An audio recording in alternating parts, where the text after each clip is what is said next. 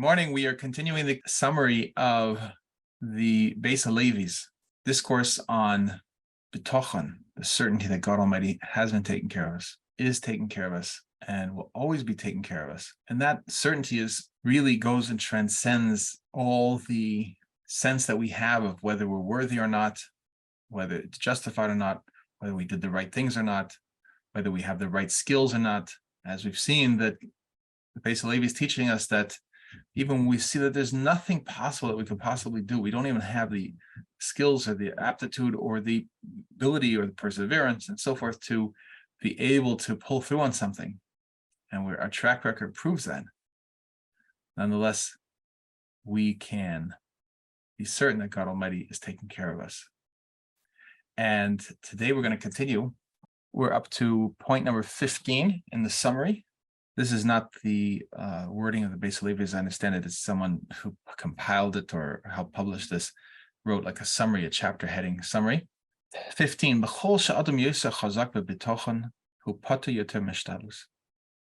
More a man is strong in his certainty that God Almighty has been taken care of, is taking care of, and will take care of him, then he is exempted, correspondingly exempted from making effort, from having to do things to be able to receive what he needs. You might ask yourself a question: why do I keep saying more that a person has faith, and God has been, is, and will always be taking care of him? So I always use that reference in terms of the bitochen, the certainty that he has been, is, and will always take care of us. And the reason is because we have to understand that in order to see that God Almighty is taking care of us right now, we also have to see that he has been taking care of us. And that will lead to the certainty that he will be taking care of us. It's not, you can't say, oh, I don't know where God was in the past, but from now on, he's going to be here. Because, I mean, a person could say whatever they want, but the reality is that when we have that certainty, when we know, we look back and we see that even though things did not necessarily go the way we wanted, we would not have necessarily painted the brush of the scenery of our life the way that it was, but we can understand that in the midst of all that, and every single detail was exactly the way God Almighty intended it, and it was for our benefit. It's like it says, the paths of God Almighty are truth and loving kindness. King David tells us, and he reminds us to say that every day, to inculcate in ourselves that understanding, and then we could see and be able to ground ourselves in that reality that there's nothing besides God Almighty, and he is lovingly taking care of us. He has been, and he is. God Almighty doesn't change. His attributes don't change. His kindness, his loving kindness doesn't change. And obviously he will continue to do so. So moving on to number 16, Lachem Adayas Kedumim, Hayu Matzi Nisim Ki Ben Kolkach, Hayu Mchuzokim Be'Emunah, B'Tochen Nes Lo Hisiv Lahem Klal, V'Lo Tishtesh Lahem HaBichira Ma She'en Kein B'Dayas Ha'Achrenim.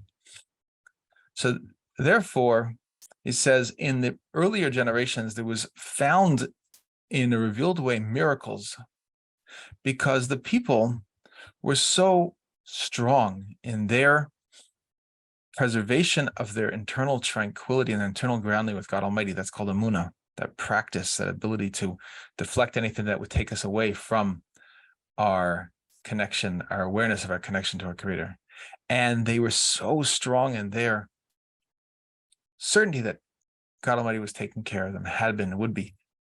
Then a miracle would not add for them anything, because they would not become flustered in their choices, because they're making the choices based on their certainty that God Almighty was taking care of them, had been, it would be. They were making their choices based on their ability to keep themselves internally grounded in their divine inner tranquility, their menuchas nefesh, and therefore they already made those choices. So a miracle comes along, they're not going to now make a different choice because of that. But these generations, he's saying, when people are not so aware, not so connected to their Emunah, and not so connected to the bitochen, that certainty and that tranquility, and not so practiced in maintaining that tranquility, then people would be affected by the miracle. The open miracle that the people could see would then be something, oh, I'm now going to choose to do things the way God Almighty wants as a result. So it would tip the scale, so to speak, of our choices. And when the scales are tipped of our choices, then that is removing, it's weakening our choice, our free choice. So therefore, he says that the miracles are not seen so much today because we are in such a state of mind, instead of such a state of our awareness of our connection, that miracles would tip the scales into making the right choices and really circumvent the whole point of having free choice, to make the choice to be aware of our connection. 17.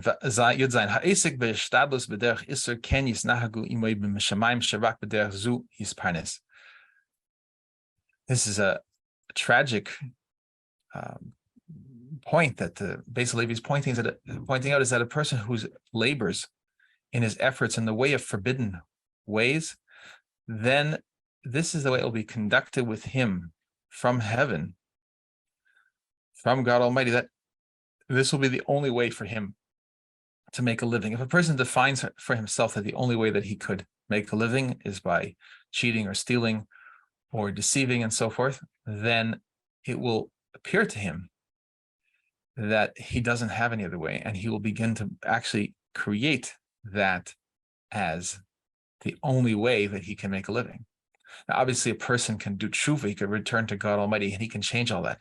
So this is not a permanent situation that he is stuck in. Therefore, he's sort of determined how it's going to be for the rest of the time, and therefore he cannot change. No, he can change. Any one of us can change at any minute, at any moment, at any instant, to say that they are going to, and now to start to open and be receptive to proper ways in accordance with God Almighty's divine will for us to receive our sustenance. And number 18, and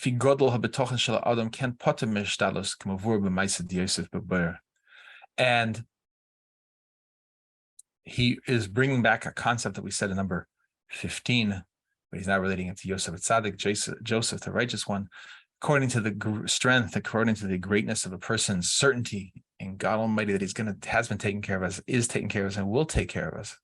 So, accordingly, he is exempted from effort, like is explained in the Maisa, the story of Yosef and the Bear, the Yosef in his captivity. And we will, God willing, continue next week.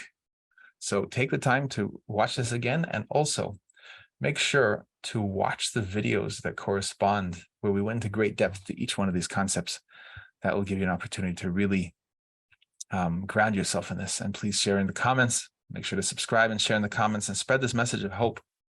All the comments are answered. I'd love to hear your questions, love to hear your comments, and particularly what you're doing to not only inculcate this message of hope in yourself, but spread it to every single human being. God bless you, and thank you for joining us today.